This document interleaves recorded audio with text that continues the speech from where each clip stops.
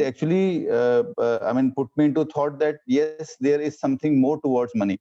There only we started relating to the behavior aspect of money, that money is not only numbers, it's in your emotions.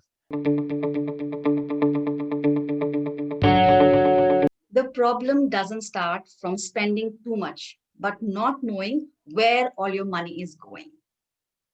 Welcome to Money Talks Unscripted. I'm your host, Pallavi. This show will not talk about any financial jargons, but lots and lots of conversation, chats, which are completely unscripted and unfiltered. And today's video is about the art of being good with money. In fact, is there an art, something of this sort? We need to explore. This is about a book written by Manikaran Singhal, who's with me in this conversation. Welcome, Mani, to this show. You're my first guest. Thanks, Palvi. Thanks for having me. So, as we know in our daily lives, it's difficult to actually, get to the place where we can get somebody to guide us who's not manipulating us or, not filled with some biases. But this is an attempt to actually, speak to some of the best experts in the field. And this is going to be absolutely free for the viewers. So hooray for the viewers and everyone who's watching this. So let me begin with the book, The Art of Being Good. But before that, is there any coincidence with your name and your profession? Money, you've got money in your name? Yeah, but the full name is Manikaran, so actually there is no connection. But yes, now I am into this field, so you may, many of my clients easily relate me to this particular field. So that's why Yeah. Money is a kind of good name for me. So, Mani, if you could tell us a little about your profession. We know you're a practicing financial planner, but you've also written this book. So, tell us a little about yourself. It's been 17 years for me. I've started my career with ICICI Bank in Chandigarh. So I worked there for 3 years, and then I entered into my investment product distribution businesses. And there, after some years, then after experiencing subprime, I completed the certified financial planner thing and get into the financial planning practice completely. So after getting registered with SEBI, I'm into completely into this particular specific financial planning profession and serving clients for the last 15 years in this financial planning space. Great. So I've just completed the book, and I could see that there are a lot of references to other finance books, which you've quoted also. And some of these books are written by some of your contemporaries, like other financial advisors. So tell us, when was the time you decided to actually write a book? Because not all financial planners are actually writing books. And in fact, the language is also very conversational. So two things we would like to know. Number one, what was the first book that you read and really liked about it, or really liked? And secondly, what was that trigger? What made you actually think of writing a book? So, in my financial planning profession, I am already doing blogging. I've been doing blogging for since 2012. So writing is a normal part for me, but writing a book definitely needs a different kind of thought process, because articles are just 1,000 or 1,500 words. Right, right. But when you write a book and 50,000 words, you have to relate to each other. So that's why there was a bit of challenge. But somehow when I read, when you asked me about the specific book which I read, it was Carl Richards' Behavior Gap.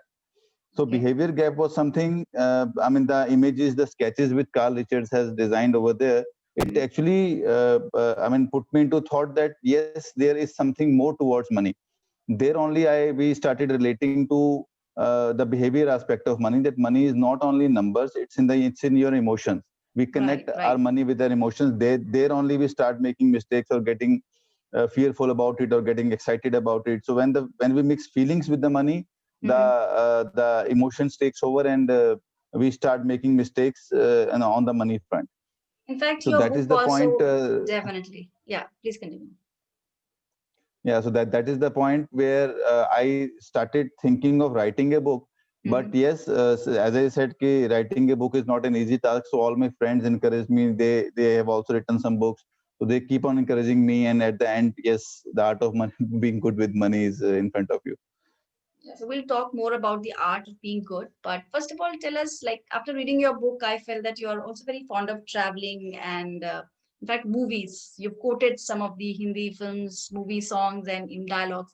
So tell us, being a financial planner, how do you balance the thing? Like, can we also do that? Like with our job, can we also make time for traveling, for movies? Sometimes it gets, on the nerves. So how would you suggest us? See, yes, I am very fond of traveling. I am very fond of movies. In fact, though everyone can do it, yes, it's not about managing time. I would say it's about managing your distractions. Right. Your time always gets taken away by the distractions. We spend time on social media. We spend time on Facebook. We spend time traveling. Sorry, commuting between different places. So there are so many things you just have to note down, figure out that what exactly is taking your time, and Mm-hmm. this is where time management comes into the scene, and you can automatically make use of that particular time and improve your efficiency. And once the efficiency improves, that you have got ample time with you, you can do whatever you want. Right. In fact, now let's talk about the book, The Art of Being Good. So first, tell us, how does one know that they are being good with money or they're being bad with money? Like, what is this whole thing about? See, I have written in the book specifically that good begets good. Mm-hmm. So if you are doing good with money, then definitely you must be happy with the money. You must be having peace with your money, right? Money, it must be delivering you good. But if at all somewhere you are not happy with, you are feeling that okay, paisa bachta hi nahi hai. You are still in That's a the feeling most that common. okay, That's the most common thing people would say. Even I would say it, or anybody would say that कि invest कहाँ से करेंगे जब पैसा बच नहीं रहा है, whatever is coming सारा तो खर्च हो जाता है. That's the I think the exactly. beginning of your book, in fact. Exactly. See, the point here is the how your money is reacting to your actions. This is Mm-hmm. where you have to figure out that whether you are being good with it or not. So Okay. this is Okay. the, if you're saving it wisely, if you're spending it wisely, if you're investing it wisely, then definitely money would be behaving good with you. If you said that पैसा बचता ही नहीं है, that means you have to figure out that पैसा जाता कहाँ है. आपका Correct. पैसा है, Correct. आपके Right. पास नहीं रहता तो जाता कहाँ है.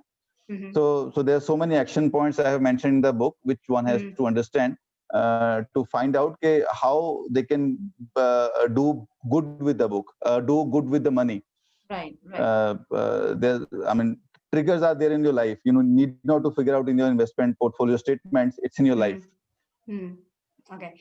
So, in fact, talking about the book, you mentioned that there are a lot of activity sheets, some exercises, some interesting exercises you've given in the book.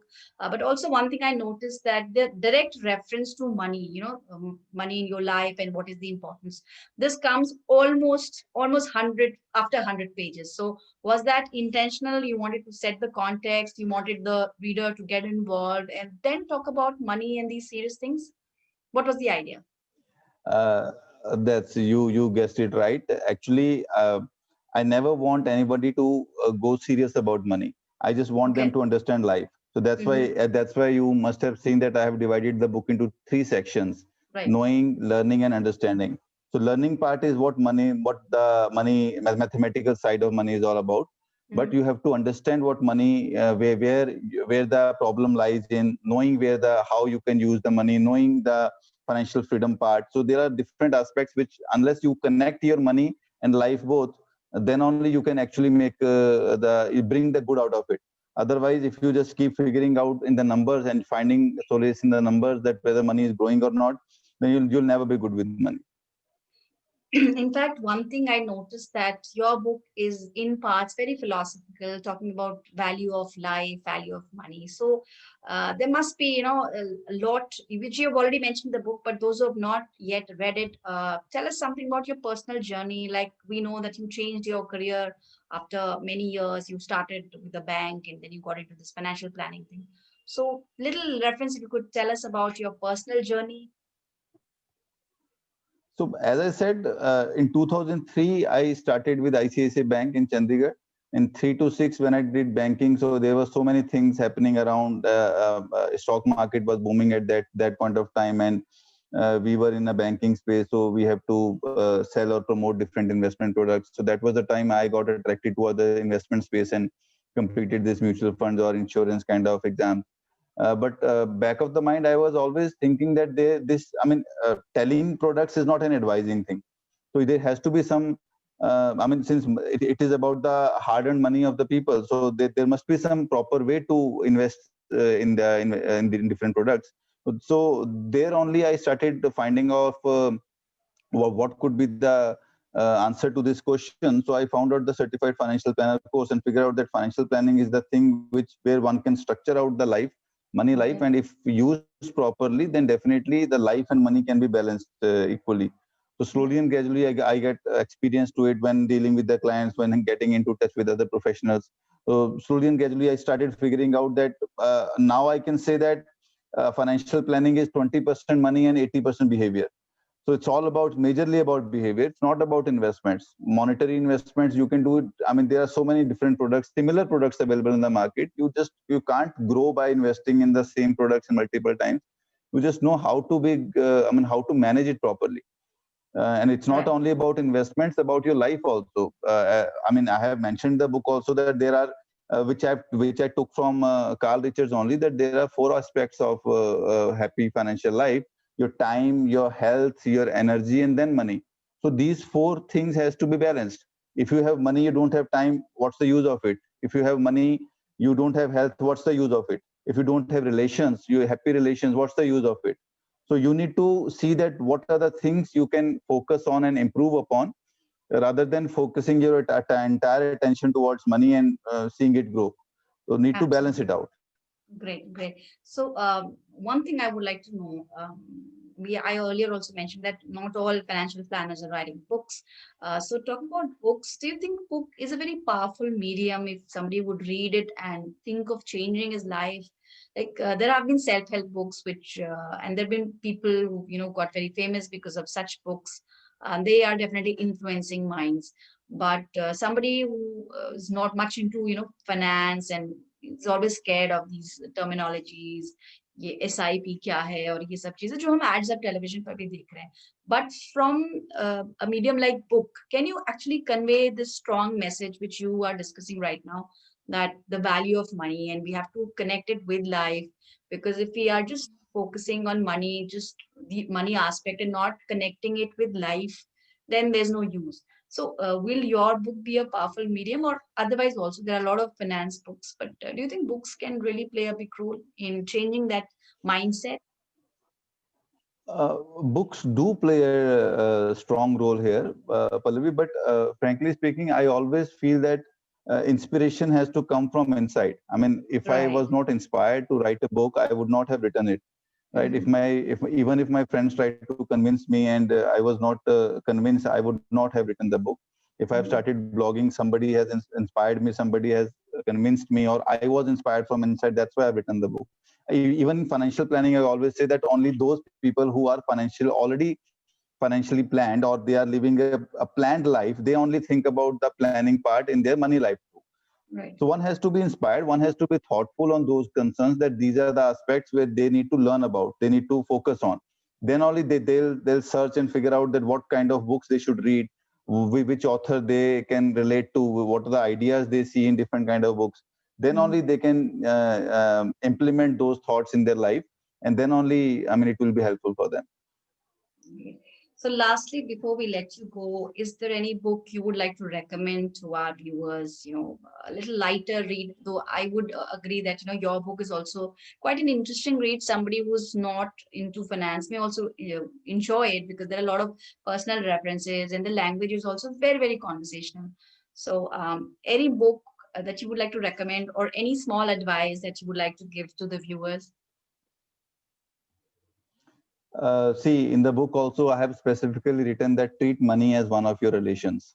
I mean, whichever side you want to see your money at, whether you want to see it grow, then you have to treat it as your child.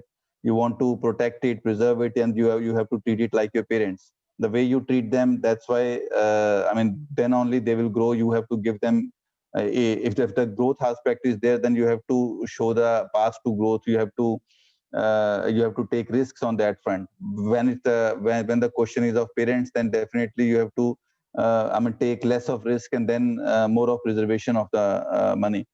So as far as the book advisory is concerned, I would be recommending a very popular book which has actually changed my life if I implement the whole thoughts into my profession and my personal life.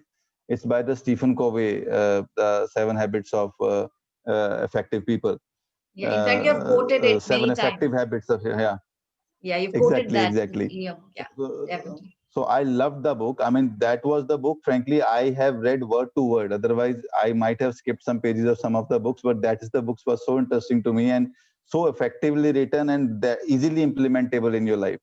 So that's I love that book. And if somebody is fond of reading book, that's the book one should definitely look upon. Great. So that was a great conversation with Manikaran Singhal. He also runs a blog, goodmoneying.com. So if you want to follow his blog, you can check that one. And you can also follow him on his Twitter account. The book Art of Being Good with Money is available on Amazon. The link will be shared in description. Thanks a lot, Mani, for your time. We'll come back next week Tha- with the Plan B. That is the name of our next book. So I'll be reviewing What's Your Plan B by Avinash Kulkarni. That will be in the next video. Thanks a lot, Mani. Thank you, everyone, for watching. Thanks, Palvi. Thank you.